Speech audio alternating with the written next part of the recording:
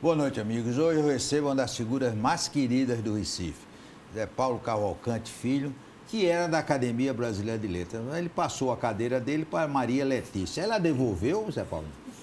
Não precisa devolver, não, João. A cadeira é dela. É dela, né? Você ocupa interinamente. Não, é. Você sabe que tem um caso engraçado, porque só tem um caso no Brasil de marido e mulher na mesma academia, que somos nós dois nada daqui. Mas Jorge Amado chegou na Brasileira e a mulher dele, Zélia Gattai, que acabou na academia, ele prometeu a Zélia que ela entraria. E Zélia ficou cobrando. Cadê que você disse que ele entraria, os anos passando, mas não morria ninguém. E Jorge, como era um sujeito muito elegante, então resolveu morrer para que a mulher assumisse a sua vaga. Então, se ela não quiser entrar antes, é só ela esperar um pouquinho que eu morro e ela entra na minha vaga, está tudo resolvido. Aí assume a cadeira de vez. Ô, Zé Paulinho, vamos confessar, não foi fácil essa eleição, porque a Academia Brasileira de Letras é uma academia carioca de letras, né? Ô, João, deixa eu explicar uma coisa. Isso começou em 1897. E Machado, quando criou a academia, criou com 25 membros. E exigiu que fossem todos cariocas. É bom lembrar que naquela época, para você sair daqui do Recife para o Rio, se não conseguisse um vapor, assim se chamava na época, ia em Burro Manso, era um mês para chegar. Então, ele dizia, se os acadêmicos não morarem aqui, não tem reunião. Joaquim Nabuco e outros se rebelaram dizendo que não seria brasileira se todos morassem no Rio. Então acertou-se que 25 moram no Rio e 15 são do resto do Brasil. Isso fez com que, João, ficasse muito difícil para quem é do Nordeste.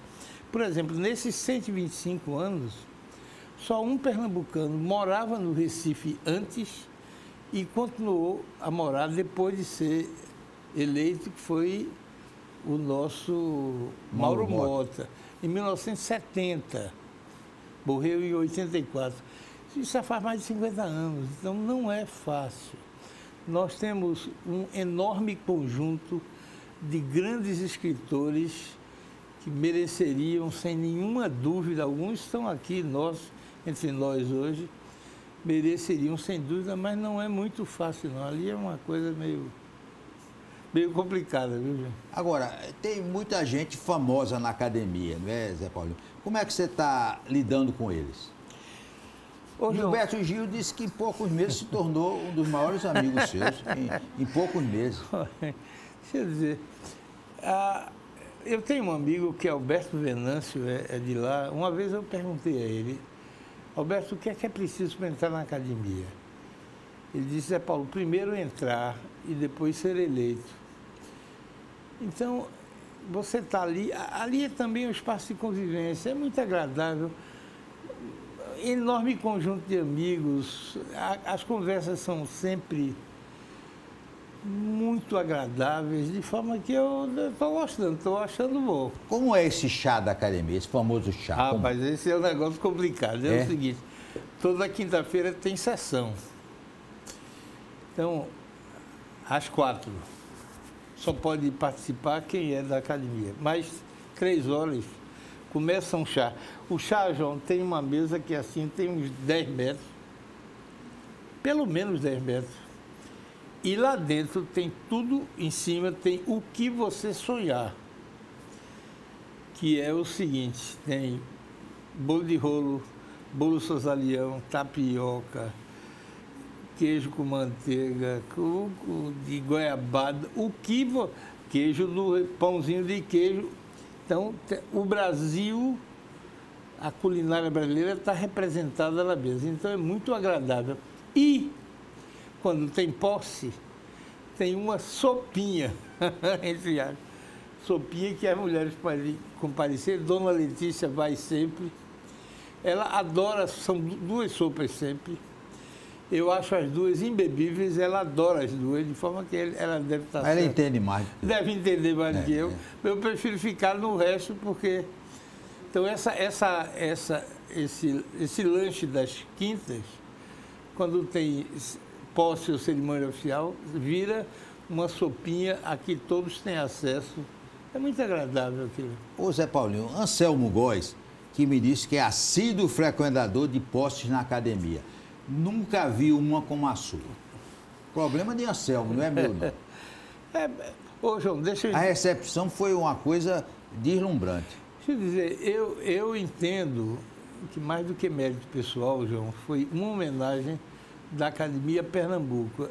Há tanto tempo que não havia nenhum pernambucano lá, morando aqui, que entendo dessa maneira, que a Academia fez uma homenagem a Pernambuco. E eu acho que foi uma festa bem pernambucana. Foi... Você está entendendo errado. Foi uma homenagem a Zé Paulinho.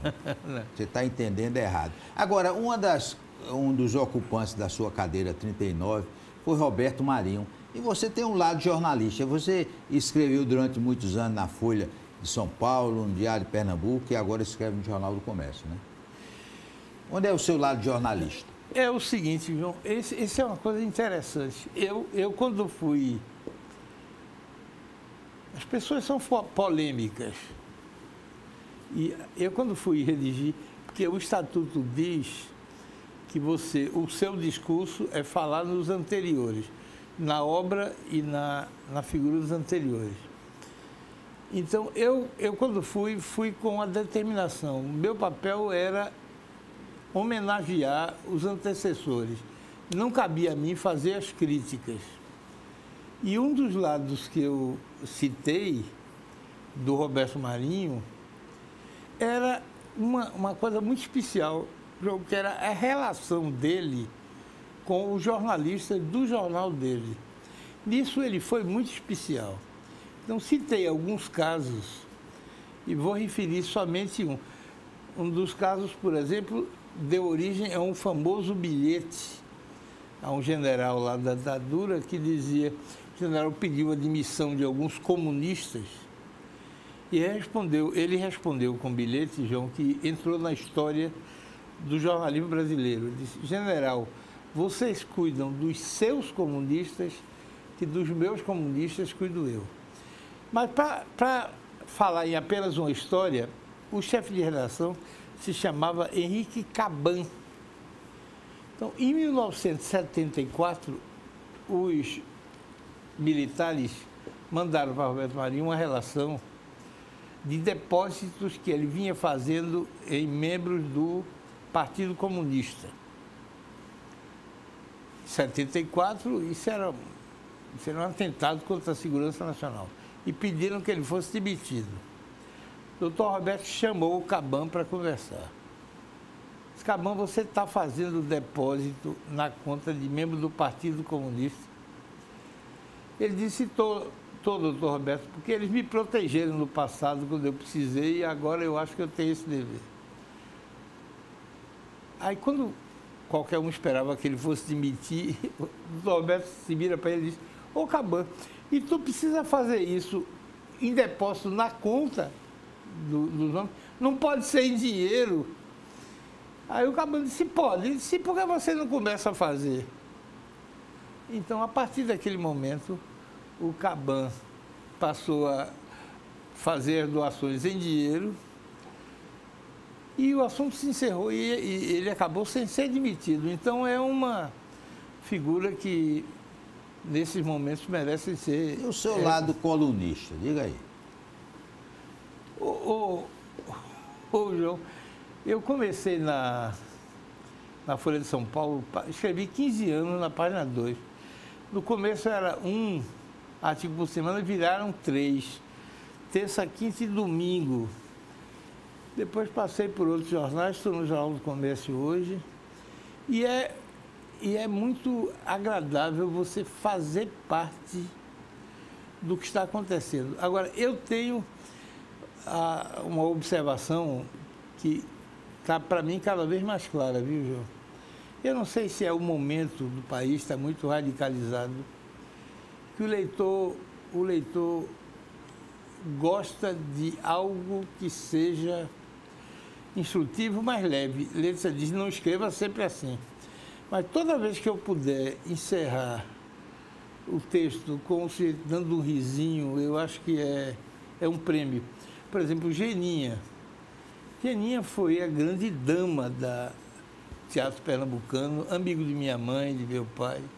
Ela e o marido, Baby Rosa Borges.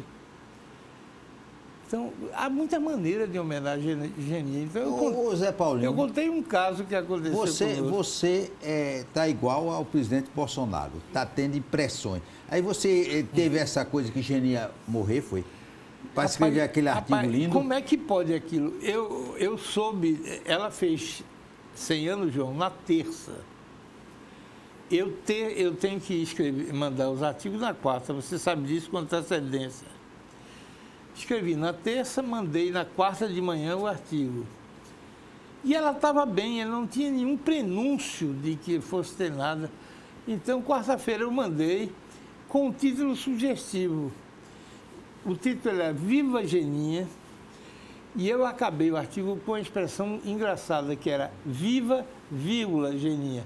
Não é Viva Geninha, é Viva Geninha. Quer dizer, viva, permaneça viva. E na quinta, sem ninguém dar nada por isso, o Geninha inventa de morrer, João. Só estava esperando fazer 100 anos para morrer. Isso é uma coisa que é inacreditável. Fernando Pessoa tem uma boa definição disso numa frase. Está num poema que muita gente conhece, chamado O Menino de Sua Mãe. Ele dizia, malhas que o império tece. É como se o destino tecesse uma malha especial e nos desse de presente. Geninha foi uma dessas malhas. Sabe? Agora, o artigo mostrou que você, como ator, foi um fracasso. Foi um desastre, João. Foi um desastre. Um desastre. Você quer que eu conte aqui? Quero, conte aí. Quer me expor o ridículo? É o seguinte, eu era muito amigo de Geninha e na época eu era diretor da cultura francesa. Aí ela disse, vou fazer uma peça lá, queria que você estivesse comigo no palco. Eu não sou doido, Geninha. Não, você não tem que falar nada. Então, era um diálogo trágico, monólogo trágico, em que Geninha falava da tragédia da vida.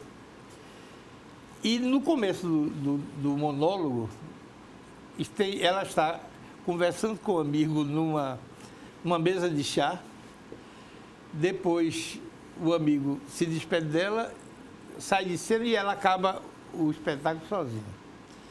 Você fica sentado de frente de mim. Quando eu der um sinal, você me serve um chá, se despede, veste uma capa de chuva e sai do palco. Ok, mas eu fiquei encantadíssimo com Geninha, recitando em francês, João, inacreditável. Aí ela parou, me deu o sinal, e eu já me lembrava que tinha sinal nenhum. Aí ela fez sinal 2 vezes, 3 vezes, 10 vezes, nada.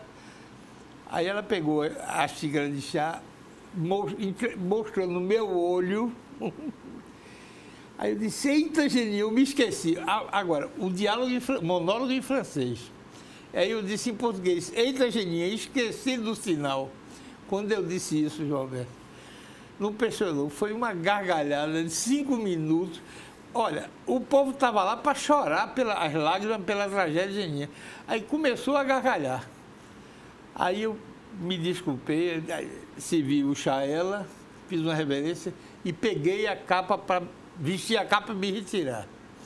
Dona Letícia preparou a capa de chuva, era uma capa Burberry de chuva, elegantíssima. Quando me dá 28 botões, João, todos abotoados, todos. Então eu tive que desabotoar um por um. A Geninha esperando para continuar em suas lágrimas e eu abrindo. E o pessoal começou a rir da minha angústia, aí eu achei que devia me explicar. Eu digo, olha, meus amigos, vocês vão me desculpar. Quem preparou essa capa foi Dona Letícia, que está aqui presente. Então, a culpa é dela, que devia ter me entregue já abertinha.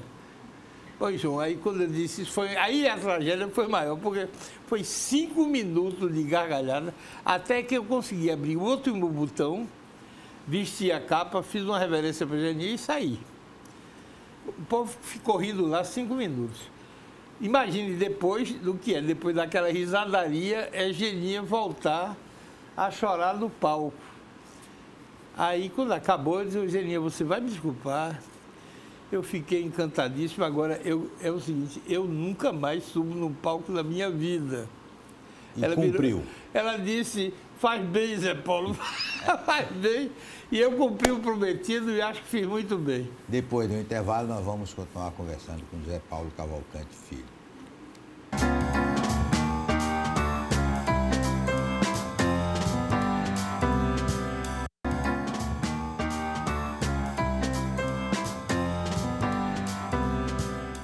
Zé Paulo Cavalcante Filho, qual é a reação dos seus amigos pela sua ida para a Academia Brasileira? Ô, João, deixa eu explicar. Há dois tipos de reação. Uma reação, todo mundo gostou muito. De alguma forma, se sentem representados. Mas algumas reações eu entendo. Por exemplo, meus amigos advogados encheram a cidade de outdoor. Isso eu entendo, é um advogado que chegou lá, isso... Agora, tem algumas reações que eu não entendo, e que é o fato de que a academia está no imaginário aí. E eu queria falar de 3 reações que eu achei muito especial. A primeira, a eleição foi numa quinta, e sexta-feira eu tive que voltar, que eu era padrinho de um casamento na igreja Madre de Deus. Um sobrinho que casava. Então, eu voltei logo, cheguei meio-dia aqui. A primeira reação que eu não esperava, João, é que quando eu subi a garagem, a minha sobe. Quando eu subi, estavam os funcionários do edifício perfilhados, uma fila indiana. Aí bateram palmas e eu fui cumprimentar um por um para bater as selfies. Isso era inteiramente inesperado para mim. A segunda reação inesperada é que eu paro o carro na Igreja Madre de Deus, um pouquinho antes, tem uma rua esquerda, eu sempre paro ali que tem vaga, conheço os guardadores de carro. Quando eu saí de lá, eles bateram palma. Eu acho que aqueles guardadores não têm nem ideia do que é a Academia Brasileira de Letras, mas bateram palma. E no sábado, eu vou à missa, acompanhando a Dona Letícia, na Igreja dos Milagres, que deve ser a mais pobre da região metropolitana. Se não for a mais pobre, é uma das mais modestas. Não acredito que haja muitas tão modestas quanto ela. E nós vamos por conta de um padre lá, que é um ser especial, que é Padre Sérgio Absalão, que é excelente, um pensador extraordinário, amigo nosso. Então, nessa missa, no dia seguinte, 2 dias depois da posse, quando eu fui, o padre pediu licença depois, que a comunidade lá dos Milagres queria prestar homenagem. Aí foi lá, em primeiro lugar me deram uma caneta, João, que eu botei lá no meio das minhas. E segundo, mandaram fazer, João, uma coisa que eu trouxe aqui porque se eu dissesse você não ia acreditar. Linda, linda. Você acha? Acho. Já pensou? É. Aí você sabe o que é que eu tive... Já pensou? Aí o que é que eu fiz, João? Vesti a camisa, essa camiseta por cima da minha camisa e bati foto com cada um dos colegas lá, que estavam, os fiéis que estavam lá presentes. Então, foi muito agradável tudo. Mas mostra que não é só aqueles seus amigos que lotaram lá. É previsível, né? Um é previsível que se alegre. Petit Trianon, por que esse negócio de Petit Trianon? Trianon era um cinema aqui que passava muito filme pornô. Você foi muito filme pornô no Trianon, não foi não? Eu nunca fui ali. Mas não sabe, o Trianon era famoso por passar filme pornô. Essa é boa. Não tem a ver com o Trianon daqui, não. É o seguinte, em 1922, o Rio sediou a Exposição Universal. A 4 anos no mundo.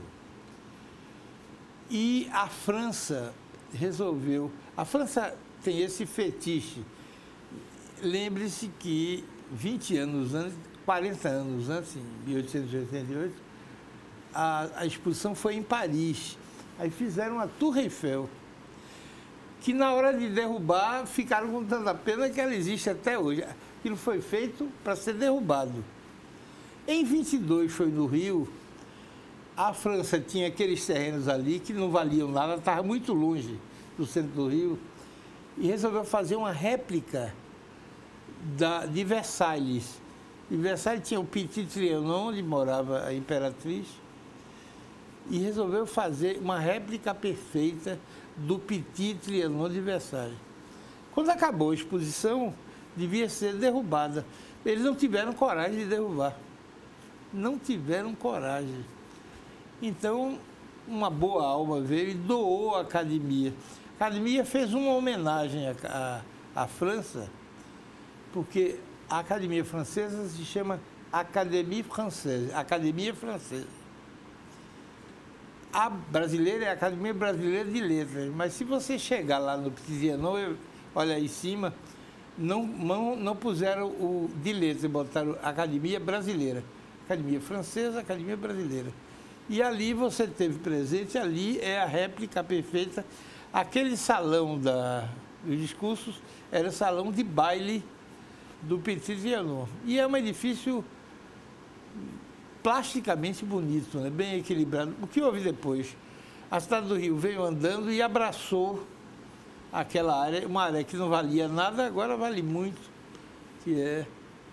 mas é um belo edifício, não sei se você concorda, mas é um belo edifício. Por que 40 imortais? Por que 40? Porque a Academia Francesa são 40.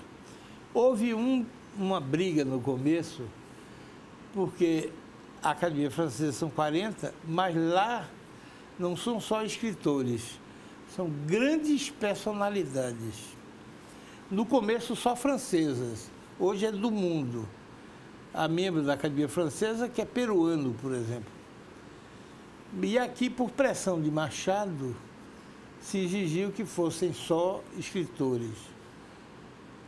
Não sei se foi uma boa escolha, mas estamos completando hoje 125 anos e agora não há mais quem mude, não. Agora, Machado de Assis, que era considerado assim uma pessoa intocável, recentemente tem recebido umas críticas. Qual é a sua opinião sobre Machado de Assis? Machado é, sem dúvida, o melhor contista do Brasil. Um romancista extraordinário e, para mim, de longe, o melhor contista. Há contos dele que discute-se se são contos ou novelas, como O Alienista. Mas conto ou novela são superiores.